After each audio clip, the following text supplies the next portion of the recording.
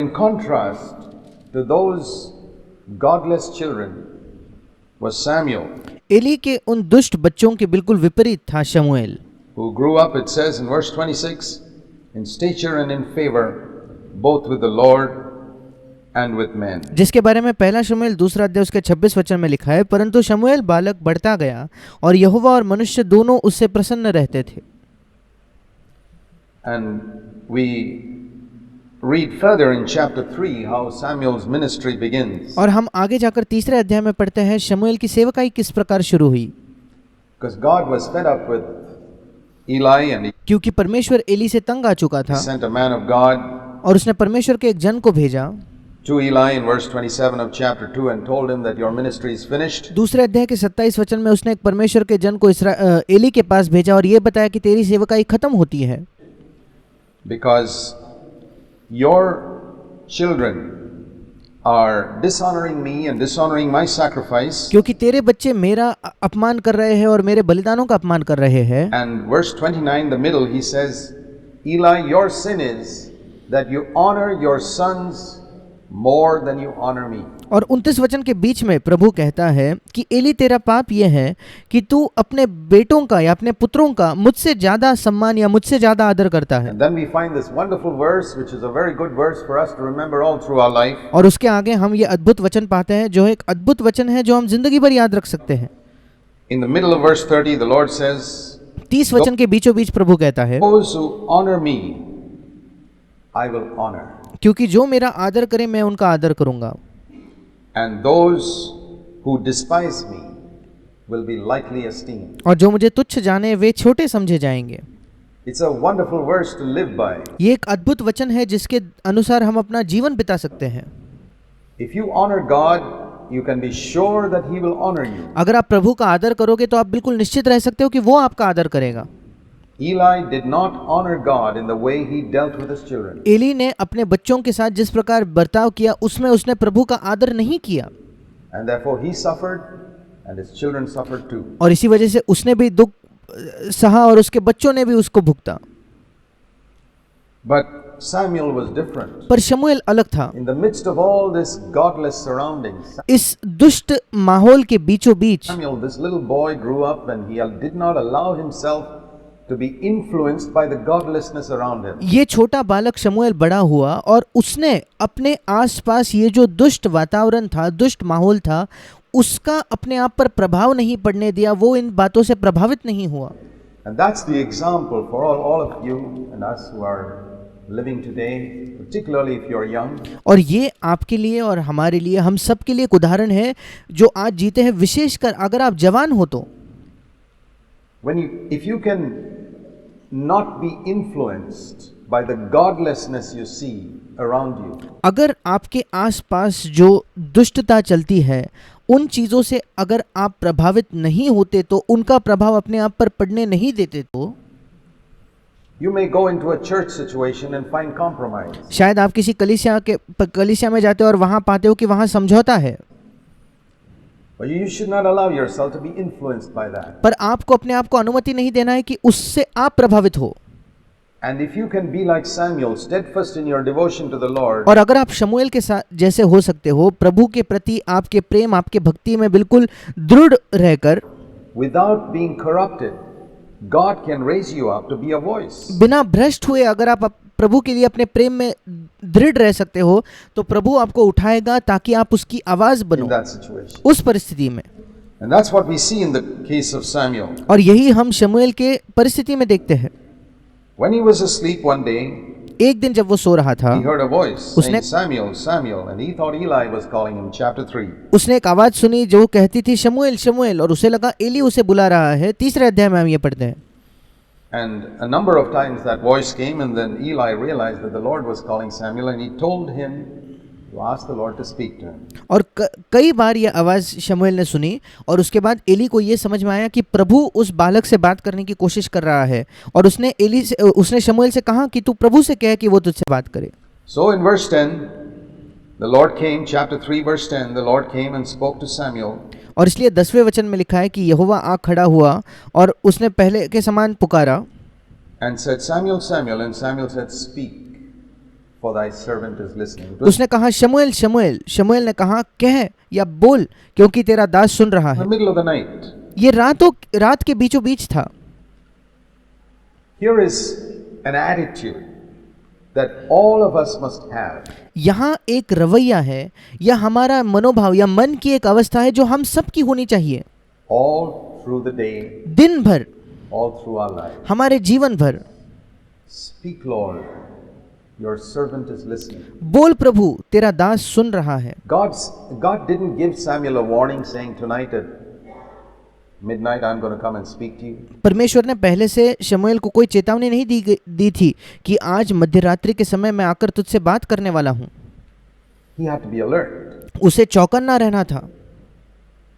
Throughout scripture you find that the prophets suddenly they would hear God speaking.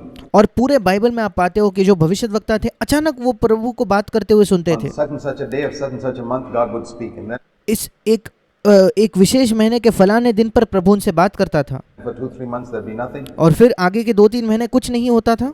And then you read that on such and such a day of another month God again spoke to them. और फिर आप पढ़ते हो कि अगले किसी महीने में किसी और दिन पर परमेश्वर ने फिर एक बार उनसे बात की They were in that state of alertness all the time. और वो चौकन्ने रहने या चौकस रहने की अवस्था में वो निरंतर थे। And God speaks only to those who are eager to hear His voice and who always have this attitude, speak Lord, your servant is listening. और परमेश्वर केवल उन्हीं से बात करता है जो उसकी आवाज़ सुनने के लिए बड़े इच्छुक है, जो इच्छा रखते हैं, लालसा रखते हैं और जिनकी मन की अवस्था ये है कि बोल प्रभु, तेरा दास सुन रहा है।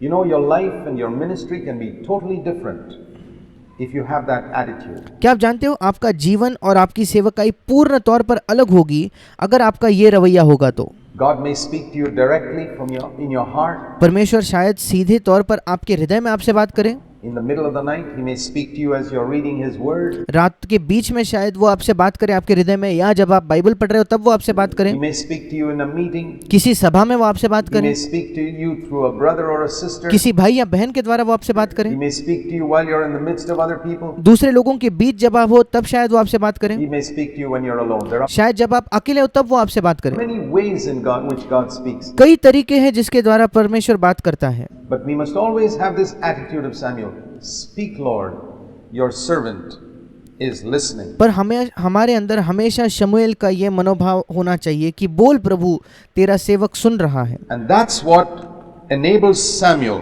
to grow up to be a prophet of God. और इसी वजह से शमूएल बड़ा हुआ और परमेश्वर का एक भविष्यद्वक्ता बना। When he listened, जब वो सुनता था he could speak what God told him. फिर जो प्रभु से कहता था वो बोल पाता था। And God told him, I'm going to judge Eli for his sin. और परमेश्वर ने उससे कहा, मैं एली का न्याय करने वाला हूं उसके पाप के लिए। And in the morning, when Eli called Samuel and said, what did the Lord say to you? और फिर अगले सुबह जब एली ने शमूएल को बुलाकर कहा कि परमेश्वर ने तुझसे क्या कहा, Samuel told him, verse 18, everything. 18 वचन में लिखा है कि शमूएल ने उसे सब कुछ बताया। Even though it was bad news for Eli, he told him everything. इसके बावजूद कि एली के लिए वो बहुत बुरी खबर थी, शमूएल ने उसे सब कुछ बताया। A true servant of God is like that. परमेश्वर का एक सच्चा सेवक बिल्कुल ऐसा होता है। Even though Eli had been very kind to Samuel, Samuel did not hesitate to tell him. इसके बावजूद कि एली शमूएल के प्रति बड़ा भला था, बहुत दयावंत था, उसके बावजूद शमूएल इस बात से हिचकिचाया नहीं या कतराया नहीं उसको सब कुछ बताने से। God says he's going to judge you परमेश्वर कहता है कि वो तुम्हारा न्याय करने वाला है।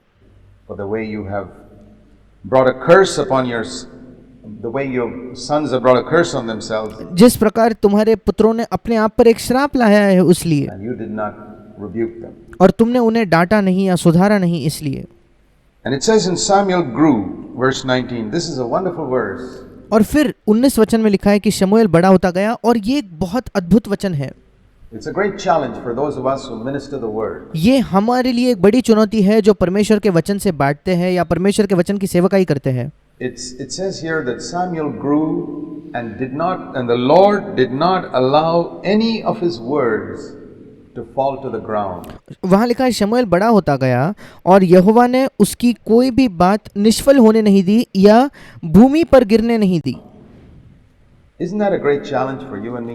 क्या यह आपके और मेरे लिए एक अद्भुत चुनौती नहीं है That we seek the Lord so that when we minister God's word, जिससे करके हम प्रभु को खोजते हैं ताकि जब कभी हम परमेश्वर के वचन की सेवकाई करें, in the different situations God calls us to, अलग अलग परिस्थितियों में जहाँ परमेश्वर हमें बुलाता whether है, to unbelievers or believers, चाहे अविश्वासियों के सामने हो या विश्वासियों के सामने हो, that not one word we speak falls to the ground कि हम एक वचन भी जो कहते हैं वो जमीन पर ना गिरे, wasted. Every word should go straight home to people's hearts. वो जमीन पर ना गिरे, वो व्यर्थ ना हो, प्रत्येक वचन वो सीधा लोगों के हृदय में Not जाए, just in the ministry of the word, केवल परमेश्वर के वचन की सेवकाई में ही नहीं, but in private conversation. पर हमारे निजी बातचीत में भी। Well, think if in our private conversation, and we have a lot of conversation every day with each other, सोच कर देखिए हमारे निजी, हमारे व्यक्तिगत बातचीत में और दिन भर में हम कितनी बातचीत करते हैं that we are so godly that the words that come out of our mouth are not wasted words. कि सोच कर देखिए हम इतने ईश्वरीय होते हैं कि जो वचन, जो शब्द हमारे मुंह से आते हैं वो व्यर्थ जाने वाले वचन ना हो, But words that go straight home to people's hearts. पर ऐसे शब्द हो, ऐसे वचन हो जो सीधे लोगों के हृदय में जाए। Lord was with Samuel. That और वहां लिखा है यहोवा उसके संग रहा या शमूएल के संग रहा। was the secret. We saw that earlier too. ये एक रहस्य है जिसे हमने पहले भी देखा। The Lord was with Joseph. The परमेश्वर यूसुफ के साथ था, Lord was with Samuel. परमेश्वर शमूएल के साथ था And did not allow a single word that he spoke to fall to the ground. और परमेश्वर ने उसके एक भी शब्द को जमीन पर गिरने नहीं दिया। I want to encourage you to yearn for such a form of ministry and conversation. मैं आपको प्रोत्साहित करना चाहता हूं कि आप तीव्र लालसा करें इस प्रकार की सेवकाई के लिए, इस प्रकार की बातचीत के लिए। And all Israel, verse 20, knew that Samuel was confirmed as a prophet of the Lord. Now, और 20 वचन में लिखा है कि समस्त इस्राएल ने जान लिया कि शमूएल यहोवा का नबी होने के लिए नियुक्त किया गया this है। was a time, as we read in chapter 3, verse 1, अब ये इस्राएल के इतिहास में एक ऐसा समय था, जैसे हम पहला शमूएल 3 अध्याय के पहले वचन में पढ़ते हैं, the last part of it, when word from the Lord was very rare उसका अंतिम वचन कहता है कि यहोवा का वचन दुर्लभ था and visions were infrequent. There was no prophet for years. और दर्शन कम मिलता था। कई वर्षों तक उन दिनों में नबी ही नहीं था, भविष्यद्वक्ता ही नहीं था।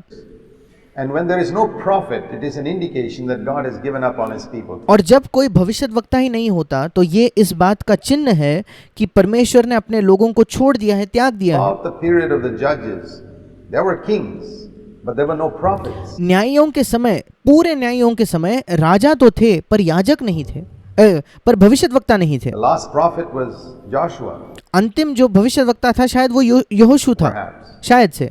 And he too was more of a military warrior. Moses, perhaps. And और यहोशू भी ज्यादा तो एक सेनापति था, उनका सेना में अगुवा करने वाला था। शायद मूसा आखिरी भविष्यद्वक्ता था। since that time, there was no prophet who came forth with a word from the Lord. उस समय के बाद कोई भी ऐसा भविष्यद्वक्ता नहीं था जो परमेश्वर की ओर से एक वचन लेकर आता था, For years. कई वर्षों तक। And then, at last, Israel knew God had finally raised up a man. They could listen to him. He was a young man. और आखिरकार इस्राएल ने जान लिया कि परमेश्वर ने एक ऐसे व्यक्ति को खड़ा किया है जो परमेश्वर के पास से वचन लाएगा, और वो उसे सुनते थे। वो एक जवान लड़का था। And that's the thing that encourages all of you young people. और ये एक ऐसी चीज है जो आप सब जवानों को प्रोत्साहित करती है। Samuel was not an old man. You don't शमूएल कोई बूढ़ा व्यक्ति नहीं have to था। wait till you're 50 years old to serve the Lord. आपको 50 वर्ष की उम्र होने तक इंतजार नहीं करना है अगर आप प्रभु की सेवकाई करना चाहते हो तो। Samuel started serving the Lord when he was so young, less than 10 years old, शमूएल ने परमेश्वर की सेवकाई तब आरंभ की जब वो शायद 10 वर्ष से भी छोटा था, and grew up, and by the time he was 20, he was a prophet. और बड़ा होता गया और 20 वर्ष की उम्र तक वो एक भविष्यद्वक्ता बन गया।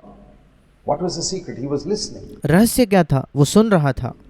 His attitude always was, "Speak, Lord, your servant was listening." उसका रवैया हमेशा यही था, बोल प्रभु तेरा दास सुन रहा है। He had a serious attitude towards the word of God. और परमेश्वर के वचन के प्रति एक बहुत ही गंभीर रवैया था उसका। We read in chapter 7, verse 15. अब हम पहले शमूएल 7वें अध्याय के 15 वचन में पढ़ते हैं। We move towards the end of Samuel's life. ये शमूएल के जीवन के अंत के बारे में है। Samuel judged Israel all the days of his life. शमूएल जीवन भर इस्राएलियों का न्याय करता रहा। And we read that he was frequently traveling. और हम पढ़ते हैं कि वो बार बार वो सफ़र करता था, सफ़र पर जाता था. He used to go annually on his circuit to Bethel and Gilgal and Mizpah, and he judged in all these places. And he वो प्रति वर्ष बेतेल और गिलगाल और मिस्पा में घूम घूम कर उन सब स्थानों पर इसराइलियों का न्याय करता था. was traveling so much और वो इतना सफ़र कर रहा था, इतना घर से बाहर रहता था that he had not much time for his family. कि उसके पास अपने ही परिवार के लिए समय नहीं था ज़्यादा. Now here is a warning for those who are serving the Lord and who are traveling so much that they have no time to bring up their children. अब यहाँ एक चेतावनी है उन लोगों के लिए जो परमेश्वर की सेवकाई कर रहे हैं और इतना ज़्यादा सफ़र करते हैं कि उनके पास अपने ही बच्चों को बड़ा करने के लिए समय नहीं है. In the ways of God, परमेश्वर के मार्गों में अपने बच्चों को बढ़ाने के लिए, उनकी अगुवाई करने के लिए समय नहीं है, particularly when the children are small. विशेषकर जब आपके बच्चे छोटे हो. I want you to see what happened here. मैं चाहता हूँ कि आप देखिए यहाँ क्या हुआ. Samuel was traveling. He was serving the Lord. He was doing so many things. शमूएल सफ़र करता था. वो बहुत सारी चीज़ें प्रभु के लिए कर रहा था. He didn't have much time for his wife and children. अपने पत्नी और अपने बच्चों के लिए उसके पास ज़्यादा समय नहीं था. There he was traveling. हमेशा वो सफ़र करता था. And then he would return to Ramah, for his house was there once in a while, and then he traveled again. और फिर वो रामा में जहाँ उसका घर था कभी लौट आता था, फिर एक बार सफ़र पे निकल जाता था. And what was the result? और इस सब का परिणाम क्या हुआ? His sons, it says the next 3 verses, you must read those 3 verses together. Acts 1 Samuel 8. It came about when Samuel was old, he appointed his sons as judges over Israel. अगले 3 वचनों में, अब आपको ये अगले 3 वचन इसके साथ ही पढ़ने हैं. पहला शमूएल 8वां अध्याय उसका पहला वचन कहता है, जब शमूएल बूढ़ा हुआ तब उसने अपने पुत्रों को इसराइलियों पर न्यायी ठहराया. That was a big mistake. ये एक बड़ी गलती थी. Samuel made mistakes too. शमूएल ने भी गलतियां की. He had no business to appoint his sons as judges. ये उसका काम नहीं था कि वो अपने बच्चों को या अपने पुत्रों को न्यायी ठहराए. God never called him. परमेश्वर ने ये करने के लिए उसे नहीं बुलाया था. And apart from that, it says in verse 3, his sons did not walk in his ways. और इसके अलावा ये भी लिखा है तीसरे वचन में, परंतु उसके पुत्र उसकी राह पर न चले, But turned aside after dishonest gain and took bribes and perverted justice. पर लालच में आकर घूस लेते और न्याय बिगाड़ते थे. What do we see there? हम यहाँ क्या देख रहे हैं? Samuel had preached to Eli how to bring up his children. शमूएल ने एली से प्रचार किया था कि तुम्हें अपने बच्चों को किस प्रकार बड़ा करना चाहिए. And now he failed in his own house. और अब वो अपने ही घर में असफल हो जाता है In the way he brought up his children. अपने बच्चों को बड़े करने के मामले में. Now, okay, if his children had grown up and they had left the home and then they went astray. अब ये ठीक होता अगर उसके बच्चे बड़े होने के बाद जब वो अलग रहने लगते हैं, तब अगर वो प्रभु से भटक जाते तो At least he should not have appointed them as judges. He was a man of discernment. फिर कम से कम उसने अपने बच्चों को न्यायी नहीं ठहराना चाहिए था. वो तो एक परख वाला व्यक्ति था शमूएल. A tremendous discernment. बहुत ज्यादा परख थी उसके अंदर. He was a prophet. He was listening. वो एक भविष्यद्वक्ता था, वो सुन रहा था. And here is one time he stopped listening. और यहाँ एक समय आया जब उसने सुनना बंद कर दिया. Did he listen to God? क्या उसने परमेश्वर से सुना था? Did God tell him in the middle of the night, appoint your sons as judges? या परमेश्वर ने उसे रात में कहा था कि रात के बीचों बीच की तू अपने पुत्रों को न्यायी ठहरा?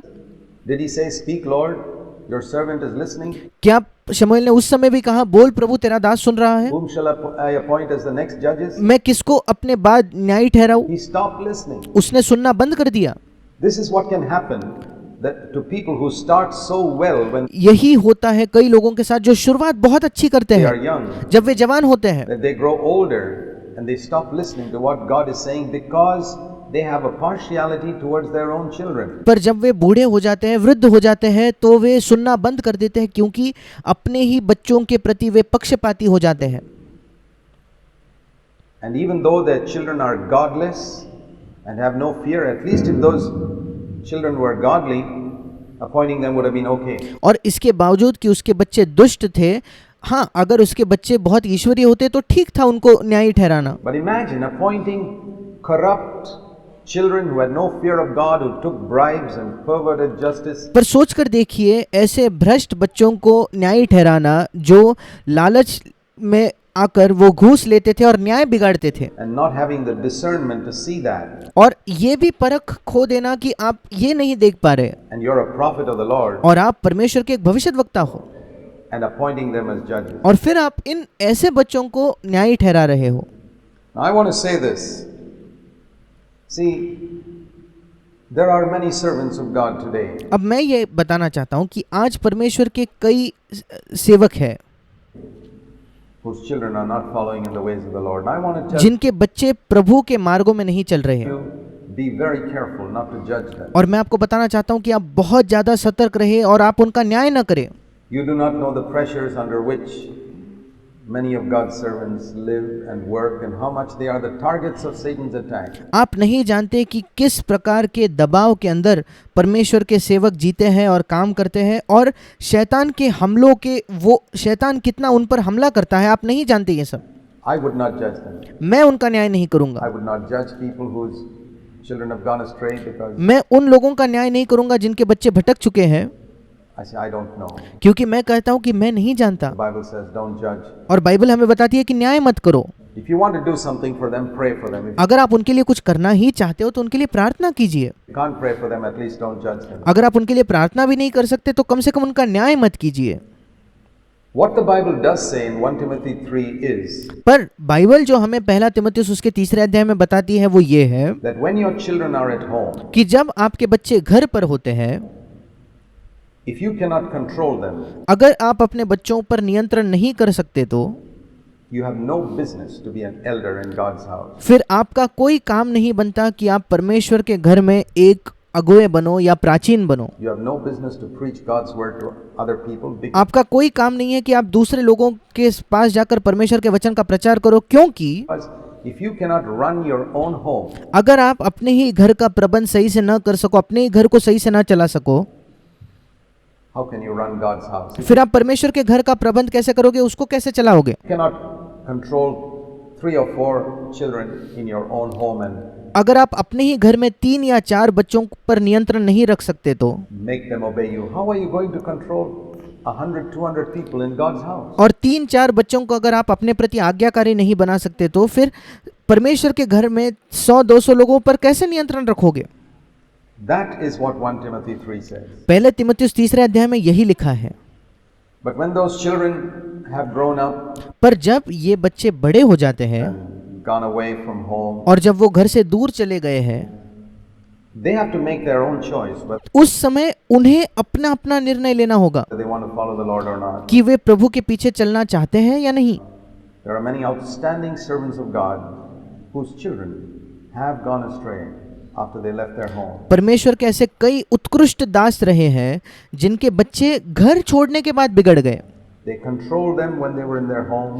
जब वे घर में थे तब उन्होंने अपने बच्चों पर नियंत्रण रखा, Once they left their home, they chose their own way. पर एक बार उन्होंने घर छोड़ दिया, फिर उन्होंने अपना खुद का मार्ग चुन लिया। And that does not disqualify that servant of God from ministry. और इस वजह से कि उनके बच्चे घर छोड़ने के बाद भटक गए हैं, वो उनको सेवकाई से अयोग्य नहीं ठहराता। It would disqualify him if when they were in their home, like it says in 1 Timothy 3, अगर उनके बच्चे घर पर रहते हुए बिगड़ जाते तो या भटक जाते तो वो उन्हें सेवकाई से अयोग्य ठहराता, जैसे पहले तीमुथियुस 3 अध्याय में लिखा है। he could not control them. अगर वो उन पर नियंत्रण नहीं कर पाता उस समय तो The mistake in Samuel's case was that he appointed those people as the ones to follow him as judges. शमूएल की गलती ये थी कि उसने अपने बच्चों को न्यायी ठहराया इस्राएल में कि उसके बाद वे न्यायी बने। And there we see the danger of how partiality and love for your family can blind you from what God is trying to say to you. और यहाँ हम देखते हैं कि कैसे पक्षपात और अपने ही परिवार के लिए प्रेम हमें अंधा कर सकता है, ये देखने से कि परमेश्वर हमसे क्या कह रहा है। We can stop listening to God when it concerns our own family members. जब बात हमारे ही परिवारजनों की आती है तो हम परमेश्वर को सुनना बंद कर देते हैं। Even such a wonderful man like Samuel शमूएल जैसा एक अच्छा व्यक्ति, अद्भुत व्यक्ति भी made that mistake. उसने भी वही गलती की, It's a warning for all of us. और ये हम सब के लिए एक चेतावनी है। We don't have to judge anybody else, हमें और किसी का न्याय करने की जरूरत नहीं, but we certainly can judge ourselves. पर हम निश्चित तौर पर अपना खुद का न्याय कर सकते हैं। and learn a lot from that. और इससे हम बहुत कुछ सीख सकते हैं। Yet I would say this in Samuel's favor. और इसके बावजूद मैं शमूएल के पक्ष में ये कहूँगा, Many good things about this man. इस व्यक्ति के बारे में बहुत अच्छी बातें It थी। says in chapter 12 verse 23, पहला शमूएल 12 अध्याय उसका 23 वचन कहता है, Samuel said to the people, शमूएल ने लोगों से कहा, when the people were going astray, he says जब लोग इस्राएल के लोग भटक रहे थे, वो कहता है to them, moreover as for me, 1 Samuel 12:23, पहला शमूएल 12:23 कहता है, फिर ये मुझसे दूर हो, far be it from me ये मुझसे दूर हो, बहुत दूर हो, that I should sin against the Lord by ceasing to pray for you, by कि मैं तुम्हारे लिए प्रार्थना करना छोड़कर यहोवा के विरुद्ध पापी ठहरूं, stopping praying for you. कि मैं तुम्हारे लिए प्रार्थना करना बंद कर दूं या रोक दूं। See, Samuel's sensitivity to sin देखिए पाप के प्रति शमूएल की कैसी संवेदनशीलता थी। was so great in his own life उसके अपने जीवन में पाप के प्रति वो कितना ज्यादा संवेदनशील था that he felt, if God has appointed me as the leader of this people, कि शमूएल को ये लगता था, अगर परमेश्वर ने मुझे अपने लोगों का अगुआ बनाया है तो, and I don't pray for them, और अगुआ बनने के बाद अगर मैं उनके लिए प्रार्थना नहीं करूं तो I have sinned. मैंने पाप किया है। That's what he's saying in this verse. शमूएल यहाँ इस वचन में यही कह रहा है, You are the people over whom God has made me a leader. तुम वो लोग हो जिनके ऊपर परमेश्वर ने मुझे अगुआ ठहराया है, And if I don't pray for you, I sin. और अगर मैं प्रार्थना न करूं तो मैं पाप कर रहा हूं। How many Christian leaders believe that? कितने मसीही सेवक इस पर विश्वास करते हैं? I hope you. मैं आशा करता हूं कि आप, If ever God gives you the responsibility to lead others, many people like to lead many people. अगर कभी प्रभु आपको जिम्मेदारी दे कि आप दूसरे लोगों की अगुवाई करो, तो कई लोगों को बहुत पसंद है दूसरे लोगों की अगुवाई करना, It's great to be a leader of so many people. और कई लोगों का अगुआ होना उनके लिए महान बात है। Do you realize that if you become a leader and you don't pray for those people, you sin? पर क्या आप ये एहसास करते हो कि अगर आप कुछ लोगों के अगुए बनते हो और आप उनके लिए प्रार्थना नहीं करते तो आप पाप कर रहे हो।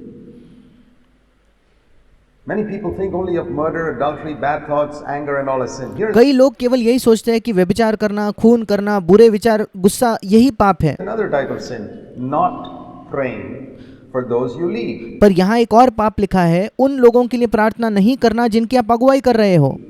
Jesus prayed for those 12 disciples regularly. यीशु मसीह बहुत निरंतर नियमित तौर पर उन 12 शिष्यों के लिए प्रार्थना करता था।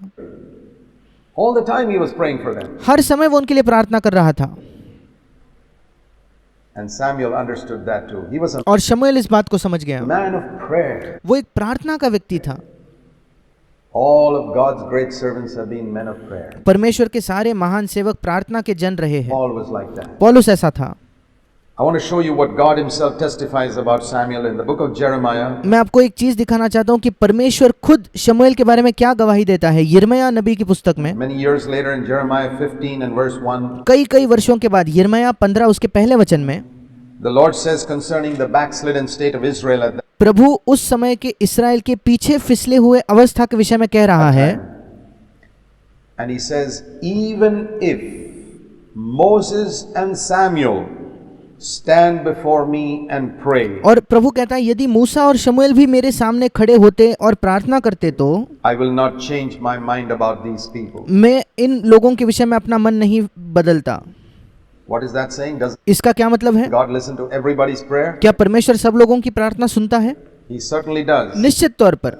But the effective fervent prayer of a righteous man avails much.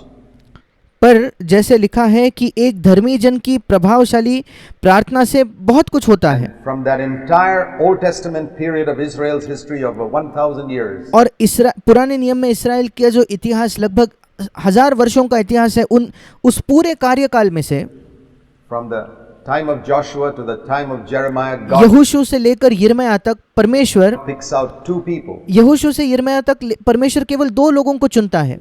Not Elijah, Elia नहीं, not Elisha, एलीशा नहीं, not David, दाऊद नहीं, Moses and Samuel. मूसा और शमूएल।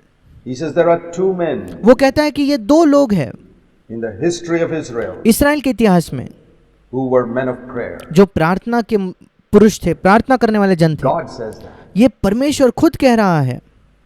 And he links Moses and Samuel together. और वो मूसा और शमूएल को एक साथ जोड़कर कहता है, as men who had power with him. ऐसे लोग जिनके पास परमेश्वर के साथ सामर्थ थी In prayer. प्रार्थना में।